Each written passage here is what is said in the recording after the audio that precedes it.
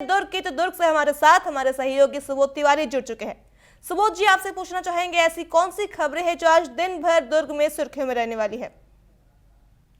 देखिए, अगर बात करेंगे फिलहाल कुछ दिनों से जो जमीन के खरीदी बिक्री करते हैं, जमीन का व्यापार करते हैं, यानी कि प्लॉट बेचते हैं और खेतों की खरीदारी करते हैं, बिक्री करते हैं, उन्हें लेकर लगातार कई दिनों से जो प्लॉट बेचने वाले डीलर हैं, वो लगातार कई दिनों से रजिस्ट्री शुल्क को लेकर धरने पर हैं, हड़ताल पर हैं, विरोध प्रदर्शन जारी है।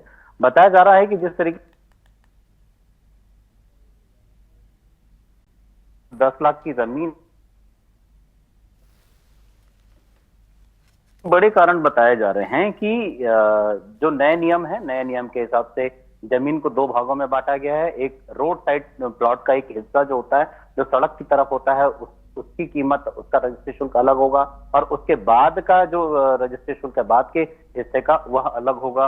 और गांव की जो रोड है, गांव का जो सड़क है, उसे मेन रोड माना जाएगा, और मेन रोड से लगी सड़क, जो मेन रोड होती है, उससे लगे जो प्लॉट होते हैं, ऑटोमेटिकली उसका रेट बढ़ जाएगा।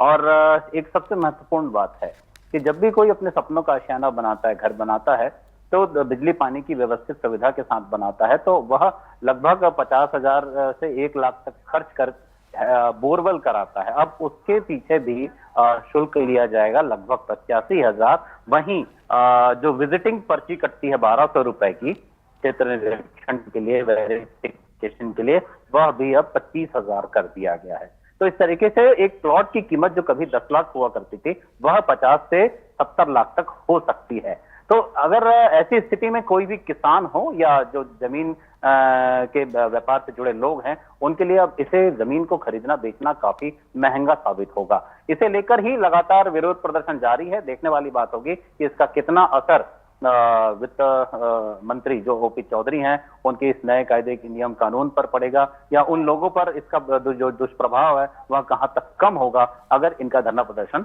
सही माना जाता है। तो दूसरी बात करेंगे, धान परिवहन का सीजन शुरू हो चुका है। उपार्जन केंद्रों में किसान धान लेकर आ रहे हैं, लगातार धान की बिक्री हो रही है। और लेकिन पाटन क्षेत्र के बारे में बात कर दे, रानीतरई जो कि सबसे बड़ा धान खरीदी केंद्र माना जाता है, वहां पर जो 6,000 क्विंटल की एक सीमा थी हर रोज की, वह 1,600 क्विंटल कर दी गई है। इसकी वजह से धान जो है किसान लेकर तो आ रहे हैं, मगर 1,600 क्विंटल सीमा तय करने की वजह से उन्हें रात भर वहीं मंडी में ही गुजारना पड़ जा रहा है।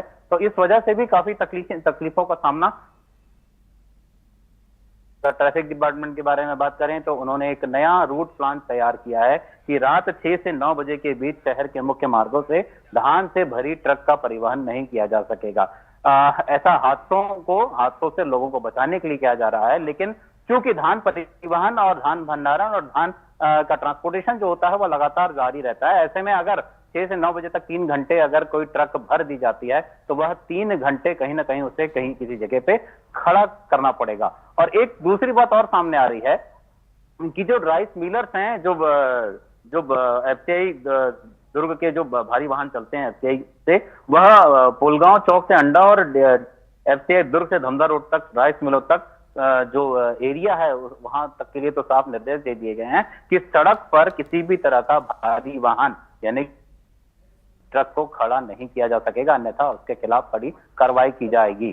तो हालांकि हादसों से बचाने के लिए तो यह नियम कायदे बना दिए गए हैं, मगर धान परिवहन को लेकर कोई निश्चित दिशा भी अगर तय कर दी जाती कि बिना हादसे वाली सड़क है, या ऐसी कोई सड़क जहां पे ट्रैफिक ना हो, वहां से सीधे धान परिवहन कर गोडाउन तक लाया जाए, तो शायद ज्यादा यह बैठक सफल मानी जाती। तीसरी बात करेंगे दुर्ग की, जहां पर बताया जा रहा है कि बीती रात एक कार की चपेट में आने से 2 युवक बुरी तरह से, जो बाइक सवार युवक से बुरी तरह से घायल हो गए हैं। कार भी अनियंत्रित होकर सीधे तालाब की ओर जा रही थी, पेड़ से टकराकर बच गए, नहीं तो सीधा जलमग्न हो जाती, और कार चालक मौके से ही फरार बताया जा रहा है। फिलहाल पुलिस कार्रवाई में जुटी हुई है।